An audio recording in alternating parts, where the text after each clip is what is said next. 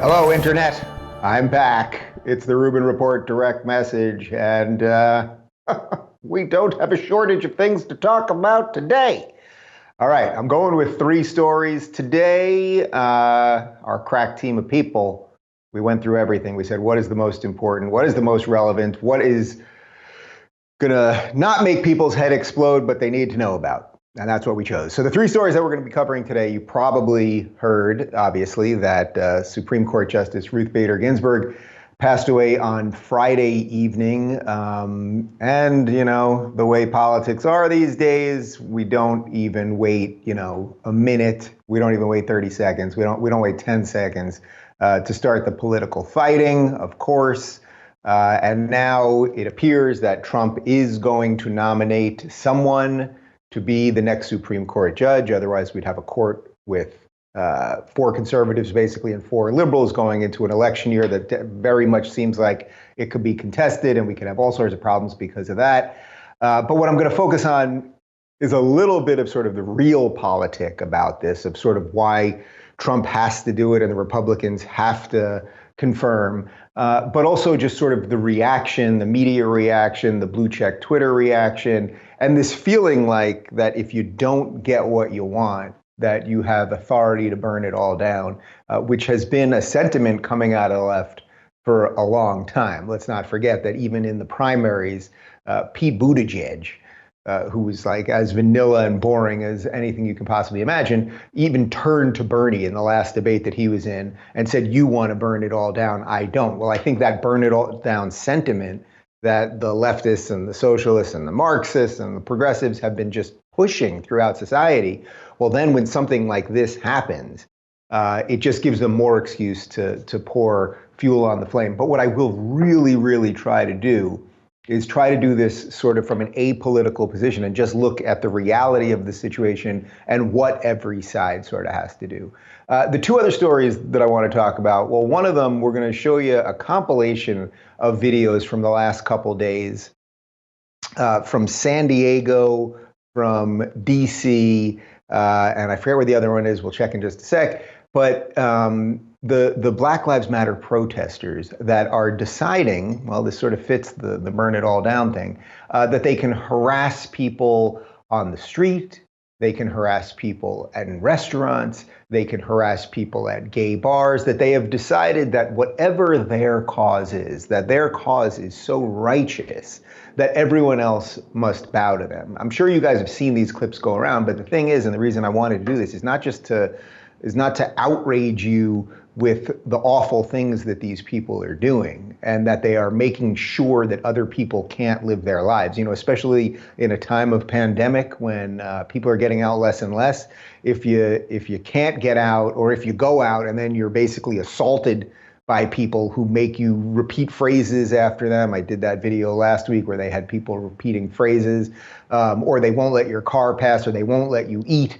Well, then it's just more of our social fabric disintegrating. So we're going to touch that. And then finally, I'm guessing you might have seen this clip yesterday, but there is something very weird going on with the Democrats. It's not just Joe Biden that can't seem to figure out where he is. And there was another clip yesterday where he was being interviewed by somebody, I think on ABC. And at one point, you can see that his teleprompter goes out, so he's not actually facing the interviewer. And I think the interviewer actually, and I believe this is ABC, they should have to answer, well, was Joe Biden talking to the interviewer? Was he looking at the interviewer and giving answers? Or was he getting a question from an interviewer and then looking away at a teleprompter? Because at some point the teleprompter stops and Biden clearly doesn't know what he's talking about anymore. That's not even the story we're covering, because those type of glitches with Biden are happening every 2 seconds. But Nancy Pelosi was on George Stephanopoulos' show on Sunday morning, and I don't know what happened. She had a short circuit. She had a full-on like robotic short circuit and reset the interview in the middle. So we're going to show you that clip. And again, I'm doing that not because it's just like a viral moment, as much as like, what is going on with the people that govern us? What is happening to these people? And why are there so many old people breaking down in front of our eyes? Perhaps there's a new world and we need some younger blood involved. And I don't mean to make this about making fun of old people either. I like old people, okay? As you guys know, my favorite sitcom of all time is The Golden Girls. I have nothing but respect for people in their golden years, but perhaps these people should not be governing us. Okay, so let's go to the first story. So Ruth Bader Ginsburg passing away at 85 from pancreatic cancer on Friday evening. Now, as I said, I'm going to try to do this in a non-partisan way. So first off, it's been known that she's been ill for quite some time. She had beat cancer a few times and everything else. So, you know, the quote that's being thrown around now is that her last dying wish was that she wanted another president to replace her, or at least get to the next election. That seems to be the quote that, you know, they're saying these were her last words. It sounds like a little Hollywood dramatic, but I do believe that she probably had the sentiment that if she was going to pass away, that she didn't want Trump to replace her. But realistically, if Trump was going to win re-election, there was virtually no chance with pancreatic cancer at 85 that she was going to make it another 4 years past Trump. So let me just get one thing out of the way with that. I think that in retrospect, perhaps the people around her, maybe a year ago, should have been saying, you know, we don't want, you know, the worst to happen right before the election in light of everything else that's going on here in the country.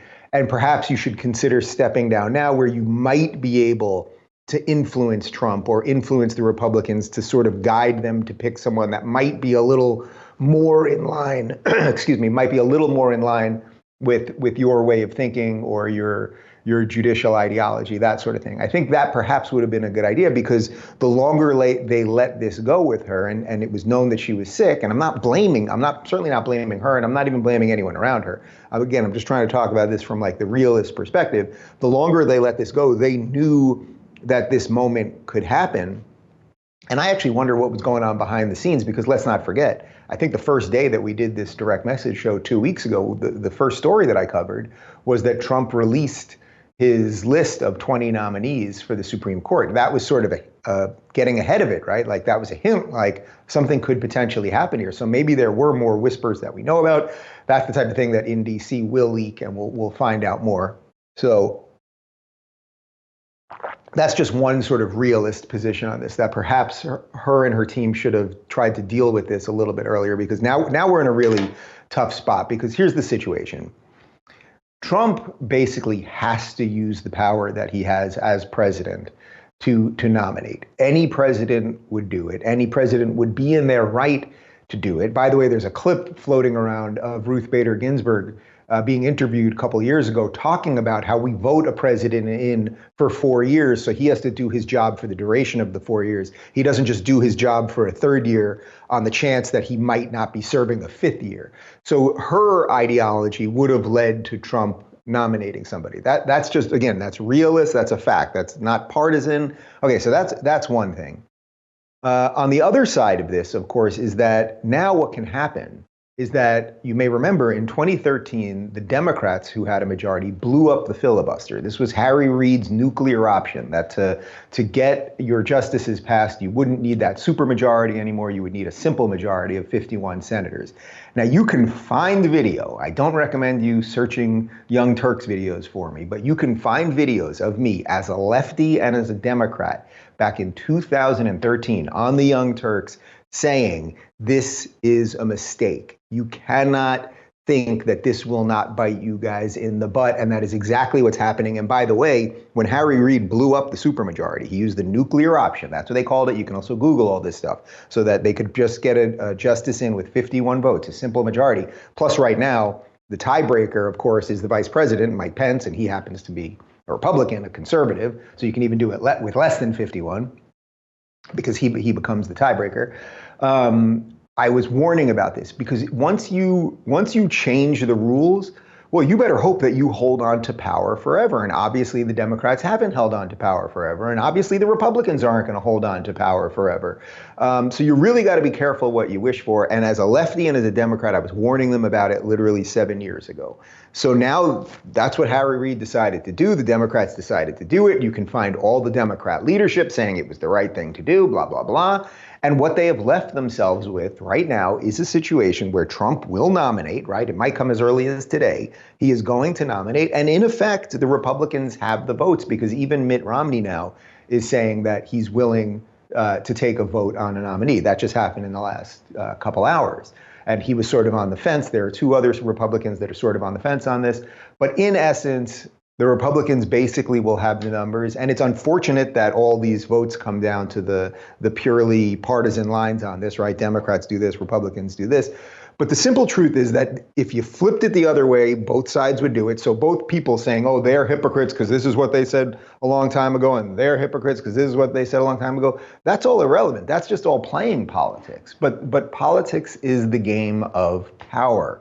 It's Game of Thrones, right? What do I always say about Game of Thrones? Game of Thrones, it was a constant quest for power. Everyone ends up dead, and then there's a couple people at a table at the end, and everyone they know is dead. It's not a fun game, right? And that's why what you can see right now is that there's a certain set of people who are using this to basically say burn down the system, and they're showing you they're really showing you how sort of endlessly angry and disturbed they are. So we're going to just throw up a couple tweets right now. These are just a random selection of blue check people on Twitter. So these are verified people on Twitter, which means they are of some influence. We just grabbed a couple. But there was a real sentiment, and there has been a real sentiment over the last couple days on Twitter that from lefties and Democrats that we should just burn it all down. That if Trump does what the Constitution guarantees him the right to do, and if the Senate does what they're supposed to do, that they'll just burn it down.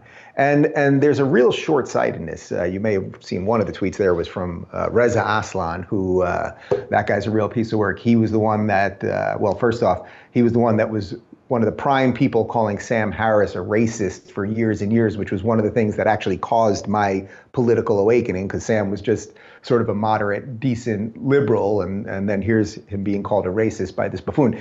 Reza Aslan was also the guy, now he's calling to burn it all down, which sort of sounds like violence. He's also the guy that said that Nick Sandmann had, the most punchable face, or something like that. I don't even think he deleted the tweet, or maybe he did after the lawsuits. Anyway, there was a whole slew of those kind of tweets, right?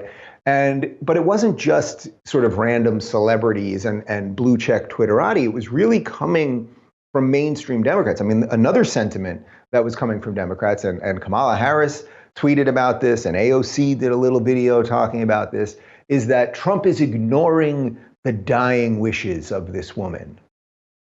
Well, let's just say her dying wishes were that she wanted to be replaced by a different president. First off, it's not her seat, right? It's the people's seat. We own that seat.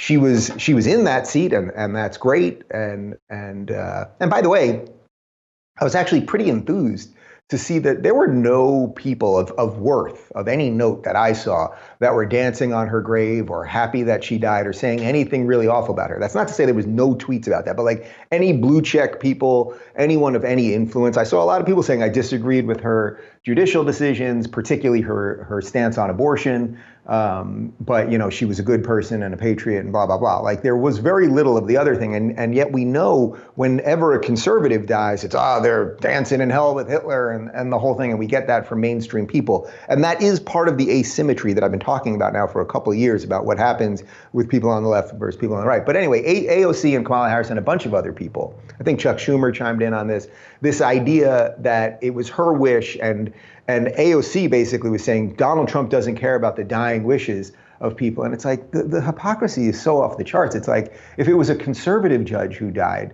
and her dying wish was to not be replaced by a Democratic president, it's like, do you think AOC would be for that? It's like you guys are all playing this really silly, awful, disingenuous game. And I think people can see it. So when I talk about this through a non-political lens, what I'm saying is if you're in politics and you've got the power to do something, well, then most likely you're going to do it. Harry Reid did it, and he's paying the consequences. Donald Trump, in this case, people didn't vote Donald Trump in to not nominate somebody if he has the power to do it. So he has to do it. His own base would turn on him. But also, and this, I think, is the part that people are speaking about the least, and this might be the most important part of the whole thing. We're already being set up so that it's like no one's going to accept the results of election night, right? We're going to get in this endless, we're going to either be tied in the Electoral College, or they'll say there was fraudulent voting, or whatever it might be, right? We're being set up by the media for this, and by politicians for this. Well, now let's pretend for a second that the craziest situation happens. We end up either with a, go back to Bush and Gore situation with hanging chads and everything else. We end up with some contested election, or even an Electoral College tie, as unlikely as that is. We end up in one of those situations, and then it gets all the way to the Supreme Court. Now pretend for a moment that Trump does not nominate anyone, and we end up with basically 4 liberals and 4 conservatives on the court. And then we get a Supreme Court decision about the election that gets left in a 4-4 tie. We would then be basically in a constitutional crisis that would be almost unimaginable, that I don't think the founders could have foreseen or even would have dealt with. And then everything would be off the table. The burn it down people would be so enthused that we would be in such a stalemate that God only knows what they would do. So for no other reason, even if you don't like Trump and you don't like conservative judges and all of those things, if you basically believe that the system itself is good, which I do think most people believe, except really for the crazy lefties, I think most people believe the system is good, and most people understand you're not always going to get what you want. But the last thing that anyone that's in America, if you think this thing is decent, should want is somehow some kind of contested election that gets to a court that then is hung up. Because then we have 2 branches of government that basically can't function. And it's not like that third branch of government. It's not like the Senate and the Congress are doing such a great job over there of functioning. So anyway, we've got a whole bunch of things going on. I would say more than anything else, put the burn it all down people aside, and put sort of, there's also this like never Trump side of this, which is I saw that David French and Jonah Goldberg wrote a piece that the Republicans should promise to delay the nomination. Trump should delay the nomination so that, and in exchange, the Democrats will promise not to pack the court if they get power, promise not to expand the court. And it's like these ideas, they're just like, man, you guys don't understand what politics is. You don't. First off, no promise means anything. Like, these are just childish sort of intellectual think piece games, but that people, I guess, take somewhat seriously. But these are silly ideas. So look, I hope that if the shoe was on the other foot, if all of this was reversed by party, I would be saying the exact same thing. I hope that is the case. I think it is the case. But the simple reality, like the brass tacks on this, is Trump's got the power to do it. He's going to do it. He's got to do it. And the Senate has to vote. And let's just not forget how insane this was with Brett Kavanaugh, that the guy basically was a gang rapist. And it's like, he's been a pretty decent judge now for 2 years, and we just move on past all that. So anyway, it's not going to calm down. We didn't need more fuel to the fire. It ain't going to calm down anytime soon. But hopefully that gives you a little bit of framework to talk about this stuff with your friends and family without going totally crazy. But speaking of totally crazy, we're going to show you now a compilation of 3 videos from the last couple days that involve Black Lives Matter and Antifa protesters. And as I said in the intro, one of the things that's happening right now is we're watching the disintegration of all of our public spaces that we've just decided for some reason, mostly in Democratic-run cities, we've decided to let a group of thugs, and I would argue, in effect, domestic terrorists, to just do whatever they want, whenever they want. So we're going to show you 3 videos. One is at a restaurant in San Diego. They're harassing people. Another one is stopping traffic and demanding people say what you want them to say. And the third one is a really interesting one at a DC gay bar. And then I'll kind of catch you up on my thoughts.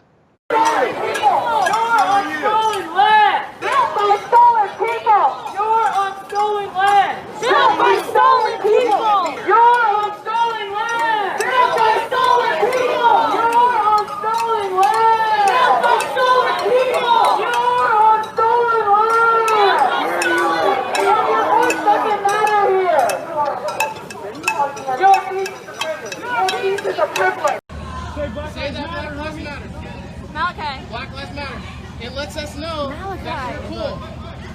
Black Lives Matter. You put the fist up, but you gotta say Black Lives Matter.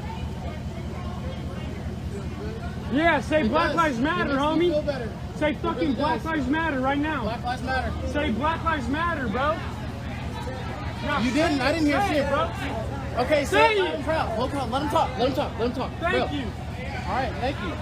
Well, I'm on your side. So why did you just put your fucking hands and get off me? Why did you just put Because your of hands? this. Because of what? this. Do you feel threatened? No. Okay, so then why the fuck? So why do you care? I feel embarrassed. So then keep fucking moving, bitch. Then be embarrassed against the fucking short hand and a black woman. Move along. And yet you're I got you. I got you. You got me? I'm a big old fag, so I got you. How the fuck what? Move along. And yet you said fucking moving. Agitated. You're just making it. You're just making it worse. So keep the fuck moving then, bro. So keep the fuck moving. Get him the fuck out, bro. Get him the fuck out. You are motherfucking lucky. Get your fucking boy the fuck out, bro. Get him the fuck out. All right. So as you can see, I think, these people, these protesters, they think they're the good guys. And I say it 27 times a week, but the road to hell is paved with good intentions. I believe that most of these people, their intentions are good. Their minds have been so muddled with critical race theory and cultural Marxism and the rest of this lefty nonsense that they actually think they're the good people. They think that they have the moral right and duty to walk up to people at restaurants and harass them because they might have different political beliefs. For all they know, these people support them. Well, they don't support them anymore, and I think these people are making Trump supporters. They're like throwing gremlins into the water to multiply Trump supporters, because I think every time you do this, the average person goes, okay, well, if I can't go out to the restaurant anymore because I'm going to be harassed by Black Lives Matter people and Trump's the only one speaking out against it because obviously no Democrat will, well, then I'll vote for Trump. So congratulations on that to the BLM Antifa crew. But you're harassing people at restaurants. Then the one with the middle video that we showed you there, where they're stopping traffic and demanding people do what they want. I mean, just put aside politics for a second. Imagine if this was you.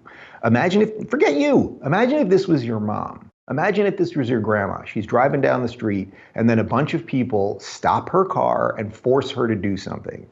Whatever it might be, bow to their commands, get out of the car. I could have showed you plenty of other videos that happened this weekend where they're bashing in this guy's car. His dog's in the car. It turns out he was there to support Black Lives Matter. Like it's just an endless cascade of lunacy and nonsense.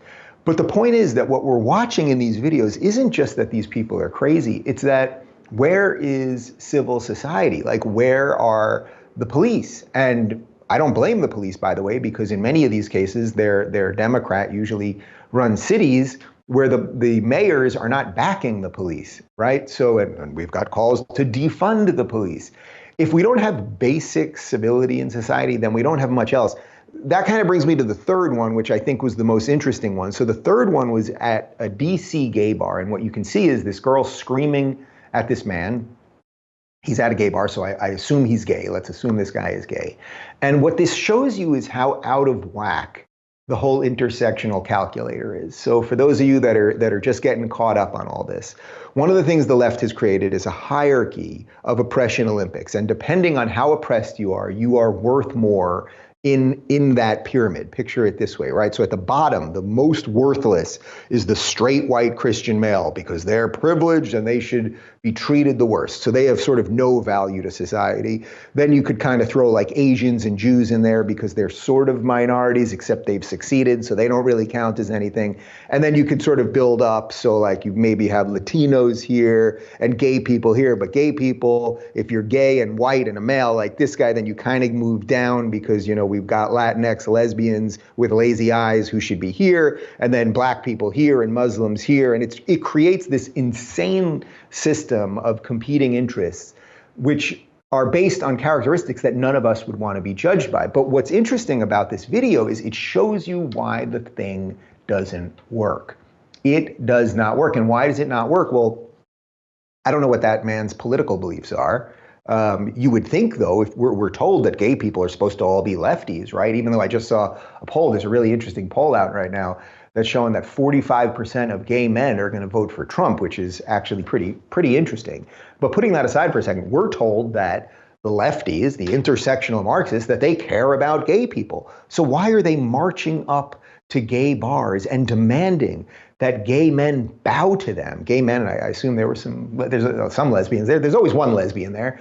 I assume that the lesbian and the gay men, that they're supposed to bow to these people. And it's like, your calculator is out of whack. Nobody has to bow to anybody. These are bad people. It's just a freaking mess. And we're just going to see more and more of these videos, and I'm going to try not to outrage you with them. But I do think it's important that you guys see some of them, because they won't show them on CNN, right? They're not going to show them on CNN unless it's a Trump supporter punching somebody, which pretty much never happens. Okay, I want to show you one other thing that happened that I think is worth showing, because it gets to the sort of heart of what is going on with the Democrats, which nobody fully understands. But Nancy Pelosi was on George Stephanopoulos' show on Sunday morning, and she had a system malfunction. 10 states, as I said, on Friday, started their early voting the day that we lost Ruth Bader Ginsburg. But to be clear, you're not taking any arrows out of your quiver. You're not ruling anything out. Good morning. Sunday morning. We have a responsibility. We take an oath to protect and defend the Constitution of the United States. What happened there? What happened? What happened? Now, I get people who are saying, well, something happened to her teleprompter or something else. Now, this is in the middle of a conversation that is not edited, by the way. I watched the full clip. You can watch the full, 7 or 8 minute interview on YouTube. So it's fully there. This is not selectively edited or anything else like that. People are saying maybe her IFB, that's the earpiece that you have, that freaked out or something else. But she knew she was in the middle of an interview. Something's not right with these people, okay? I keep saying that with Biden, the scandal is the non-scandal. The scandal is not that Biden has dementia and there is obviously something wrong with him, okay? Or dementia or something like that. That's not the scandal. The scandal is that everybody knows, everyone around him knows, the media knows, and everyone's afraid of touching it. And as I've been saying, when it breaks, whether it's after he loses or after he wins or right before or when he steps down, whatever it might be, they're all going to turn on each other because everyone's going to want to protect their butt and be like, oh, no, I wanted to say something, but I didn't. But really think about it this way. If you're Hillary Clinton, I said this last week, if you're Hillary Clinton, you're Barack Obama, you're whoever the power people are in the party, you're complicit right now. You're complicit in the fact that these clips keep coming out of Biden. But I showed you this Nancy Pelosi one because it's like, what the high hell is going on with her? Putting aside the eyebrows, which should be studied by scientists for the rest of time. Like, did she have some sort of like little mental snap there? I don't think that is what happens because of, you could have whatever you have on a teleprompter, right? A teleprompter is just throwing words in front of you, and maybe it has the question so you can fully answer it, but you wouldn't know where, you wouldn't completely lose your place in the conversation. You wouldn't be saying, in effect, good morning again in the middle of a conversation. Like, it just doesn't make sense. So I don't know what's going on there. But again, that's the type of clip that you're not going to see that on CNN and you ain't going to see it on MSNBC. Had it been Trump people, you would. So I think what I'm trying to do a little bit with this show is just get us to a little bit of more of an even-keeled reset on things. Anyway, so what you got there, people, today was a little bit of real politics on the Ruth Bader Ginsburg situation. You got a little bit of let's not burn the whole freaking thing down with the BLM and Antifa thing. And then you got our politicians are literally breaking down in front of us, and they all need a software patch because things aren't right. That was the Rubin Report Direct Message. We'll be back tomorrow.